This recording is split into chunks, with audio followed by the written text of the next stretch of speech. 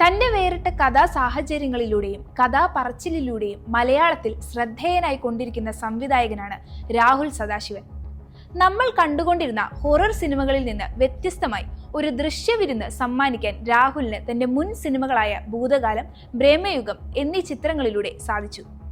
ഈ വിജയപാതയുടെ തുടർച്ചയാവുകയാണ് ഡൈസറെ. സിനിമ തുടങ്ങുന്നത് കനി എന്ന പെൺകുട്ടിയുടെ ആത്മഹത്യയിലൂടെയാണ്. 2 ദിവസങ്ങൾക്ക് ശേഷം വാർത്തയറിഞ്ഞ് അവളുടെ സുഹൃത്തു കൂടിയായ രോഹൻ കനിയുടെ വീട്ടിലേക്ക് എത്തുന്നതും പിന്നീട് രോഹൻ നേരിടേണ്ടി വരുന്ന ഭീതിപ്പെടുത്തുന്ന കാഴ്ചയിലൂടെയാണ് സിനിമ മുന്നേറുന്നത്. ചുരുക്കം ചില കഥാപാത്രങ്ങളിലൂടെ സഞ്ചരിക്കുന്ന സിനിമയിൽ റോഹനായി എത്തുന്ന പ്രണവിന്റെ പ്രകടനമാണ് എടുത്തു പറയേണ്ടത്.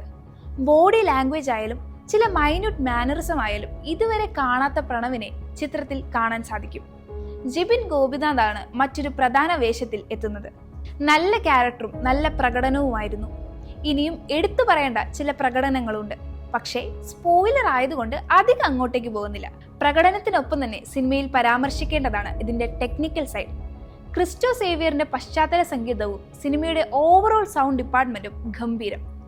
ലൈറ്റിങ്ങിലായാലും ഷെഹനാ ജലാലിന്റെ ഫ്രെയിംസിനും ഹൊറർ മൂഡ് കൊണ്ടുവരാൻ സാധിക്കുന്നുണ്ട്. എഡിറ്റിംഗ് ഷഫീഖ് മുഹമ്മദ്, ജ്യോതി ശങ്കറിന്റെ ആർട്ട് ഡയറക്ഷൻ, ഇങ്ങനെ സിനിമയുടെ ടെക്നിക് സൈഡ് എല്ലാം ടോപ്പ് നോച്ച്.